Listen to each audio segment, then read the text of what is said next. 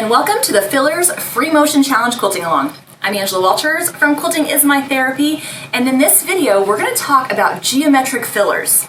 We're going to see that a design doesn't have to be intricate to be impactful on our quilts. We're going to learn several different geometric fillers during this video. I'm going to show you how to quilt them on a sewing machine and a long arm, plus give you practical suggestions on where to use them on your quilts. So, let's get to it. We're going to start with the back and forth lines design, a great way to flatten down areas of your quilt to make other elements come up. For this design, we're going to be quilting some straight lines in columns that are going to help break up that area and make it easier to manage. So in the tighter, smaller areas, I'm going to start by quilting a line that goes back and forth, quilting from one side to the other, curving before I hit that edge and repeating.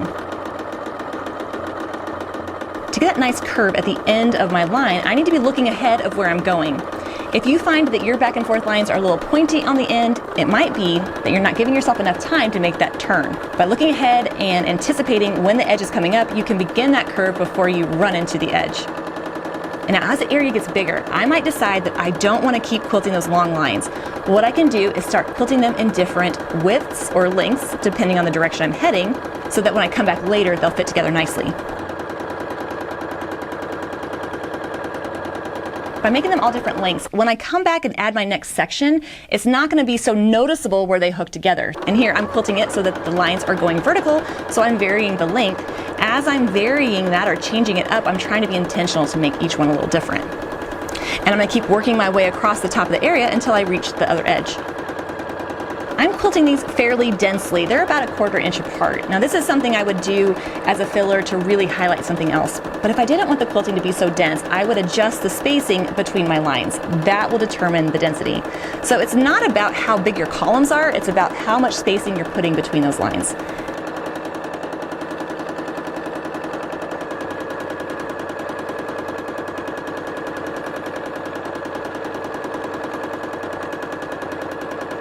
And there I have my first column. Now when I'm ready to move on and add my next one, I'm going to swing down and I'm going to work my way back, quilting my back and forth lines in different lengths, trying to get them close to the top edge and then making the bottom edge different lengths as well.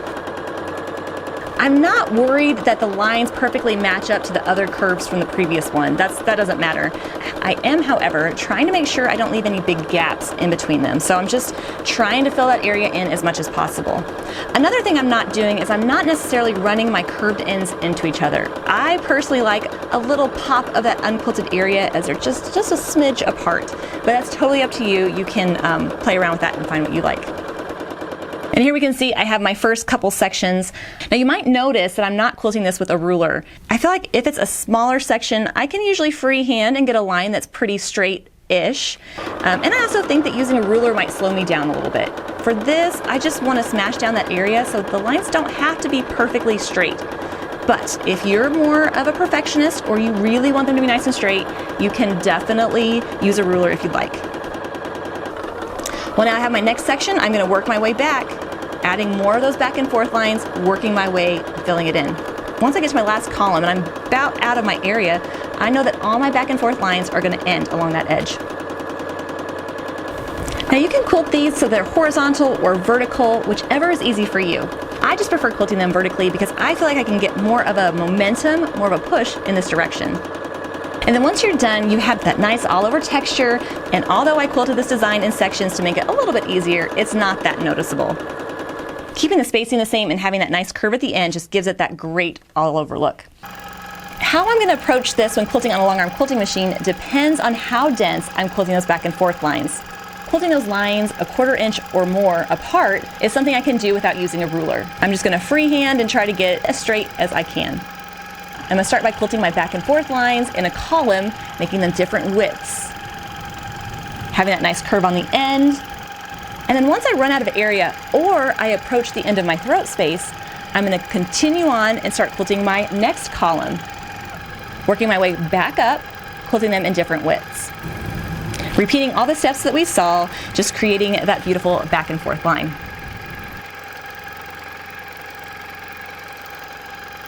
Now the one instance where I would do this slightly different is if I were going to quilt those back and forth lines very, very close, like matchstick quilting or a really dense filler. If that's the case, I'm actually going to use a ruler, but not for the reason that you might think. Using that ruler is just going to help me contain the momentum of the machine. So as I'm quilting my back and forth lines, I'm using the ruler to nudge the machine over, or I'm using the ruler as a stop so that I don't keep going. One common issue when quilting this on a long arm is controlling the momentum of the machine.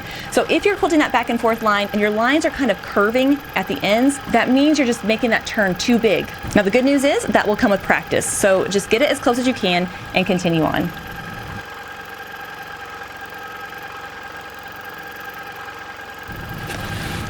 Now these back and forth lines are great for smashing down an area and showing off something that you put it around. So I'm going to use this in areas of all sizes. It works in tiny areas, big areas, irregularly shaped areas, normal shaped areas. It's going to fill in all of those. And depending on the density of the quilting will determine how much it's really going to show off that element or just give it a nice overall texture. So play around with the spacing between those lines. Well, now let's take that straight line and create a boxy geometric all over that's going to look great on our quilts. This design is as simple as quilting little boxes. So starting from any part of the area, I'm going to quilt a little box, but then continue on past it and repeat. You might think of this as left turn, right turn. You might think of it as 90-degree angles. I kind of think of it as quilting little boxes and extending past it. Now when I'm quilting this geometric shape, I'm definitely not using a ruler on my sewing machine because those straight lines are pretty short. And just like we saw with the back and forth lines, I just need them straight-ish. They don't have to be perfect. And just like I've done with all the designs we've learned in this series, I'm trying to keep them pretty much spaced consistently. That doesn't mean they have to be the same size, I just want the spacing between the lines to be similar. But what's really great about this design is that if you find yourself getting stuck and you're not sure how to get out, just quilt a line across and get out. Since this design has so many crossing lines, another crossing line or two is really not going to make a difference. And even though we're working with straight lines, I can still use echoing to maneuver my way around an area. So just by quilting that same straight line to get to another area, it's going to look great.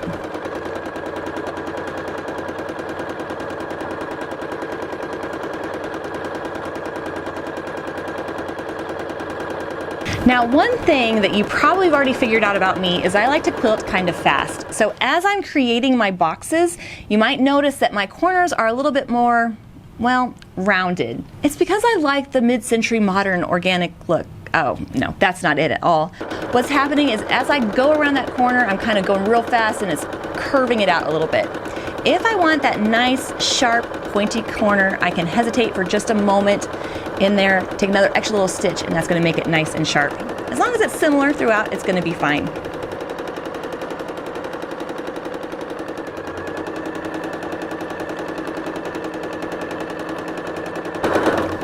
This design is pretty great for beginners because there's no traveling, there's no touching, and most of us have seen or drawn or doodled a little box before. And the more you quilt this design or any of the designs that we're learning, the more you'll develop your own style, your own kind of quilting handwriting. So just have fun quilting those little boxes. And now that we've seen how to quilt some straight-ish lines on the sewing machine, let's look at quilting this design on a long arm. Just like I did on the sewing machine, I'm going to quilt this design without a ruler. Even though sometimes quilting straight lines can be tricky, since they're so short, it's going to be fine. So I'm just going to create my little shapes and fill that in.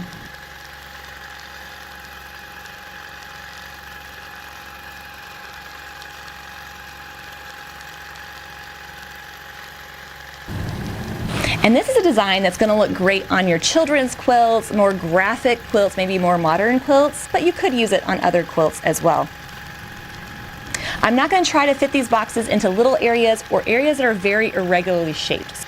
Well, now for this next variation, we're going to take this idea, this geometric all over, but instead of quilting little boxes, we're going to create a boxy meander in which we create bigger shapes and echo to fill it in. It really follows the same path of the design that we just learned, except I'm going to start with a bigger box.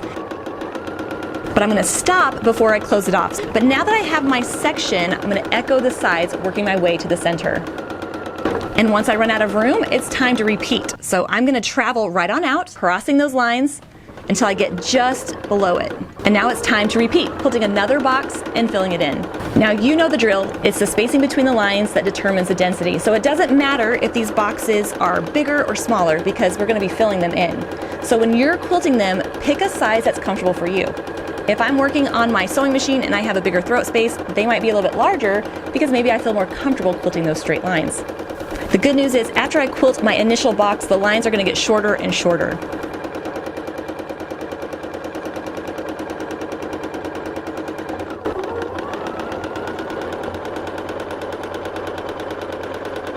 Now, if you happen to be trying to use this design in an irregularly shaped area, such as the diamond on our panel, what I'm going to do is once I run into my area, I'm going to travel along until I get to where I want to add my next line. And I'm even going to travel in between the echoes. It's going to kind of make that boxy shape look like it's tucked in behind the block.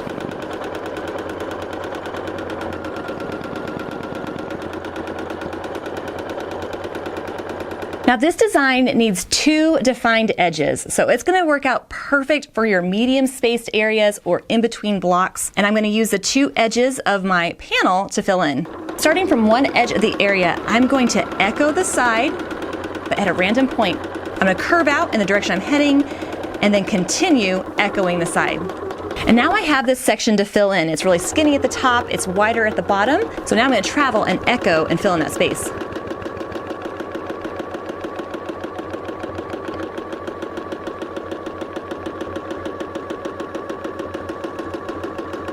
And then the goal is to get back to the edge so I can travel along that edge and get past the first line I quilted. So I want to end up just on the other side of my first quilted line, about a ½ inch or so. And I'm going to repeat quilting a line that echoes that side, and then at a random moment I'm going to veer off in the direction I'm heading and then flatten back out until I run into the edge of the area. So now I have another area to fill in, so I'm going to travel back and use echoing to fill in that unquilted area. Once I run into that previously quilted line, I'm going to travel and then repeat.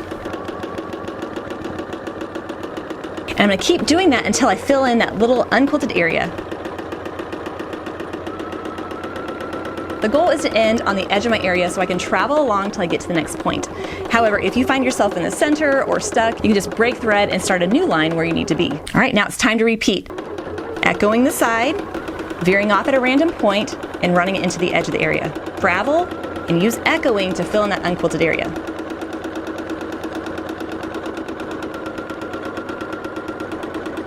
I know all the traveling can make this design seem a little daunting, but it's so worth the effort because it's going to create these lines that look like they're weaving in and out of each other. It gives it a really cool effect with no planning. A couple things to remember when quilting this design. You might be tempted to mark out all the lines before you get started, but what starts to happen is it becomes really tricky to know where you need to go. So instead of marking it all out beforehand, you could mark out the next couple of lines, quilt them, and then continue on. And as you're progressing through the design, remember that you're always angling in the direction that you're heading. So I'm going from left to right, so my line is going to angle out towards the right, flatten out, and then go back to echoing that side. And the angle of that line, it can be as steep or as shallow as you'd like, it can be as long or as short. The idea is I just want to create this space that's narrower at the top and wider at the bottom. In fact, using different angles and lengths is going to create an even more woven look. Now, I prefer to quilt my lines vertically, so that's how I'm demonstrating it. However, play around with that. You might find that working horizontally works easier for you. Try them both and see which one feels more comfortable. And I'm going to continue those steps until I fill in the whole area.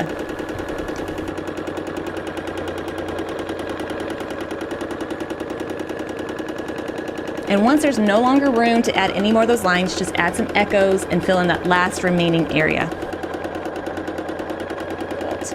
Well, now that we've seen how to quilt this on a sewing machine, let's look at how to quilt it on a long arm. The main difference between quilting this on a sewing machine and a long arm is that when I'm on my long arm, I'm going to be quilting these horizontally. Of course, if you wanted, you could use a ruler to help you get those straight lines, but I promise that even if they're more ish than straight, when you're done, you're still going to have that kind of groovy, geometric kind of shape. What I really love about this filler design is the look really changes depending on how dense you quilt it. If you really want a tight, dense filler, just quilt those lines a lot closer together and be more drastic in the way it angles out.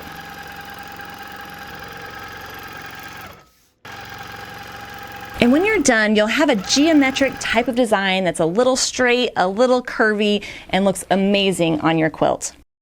The best way to learn any new design is to actually practice. So if you're quilting along with me on the custom panel designed for this challenge, fill in the areas highlighted in yellow with the different designs that we've learned in this video. I have a free downloadable PDF with quilting diagrams and tips for all the variations, so you can download that, print it out, and have it as a resource for you when you start quilting. If you need a little bit more help, a little bit more assistance, I also have an expanded PDF with even more diagrams and even more tips. You can find the information about both of those in the description box below.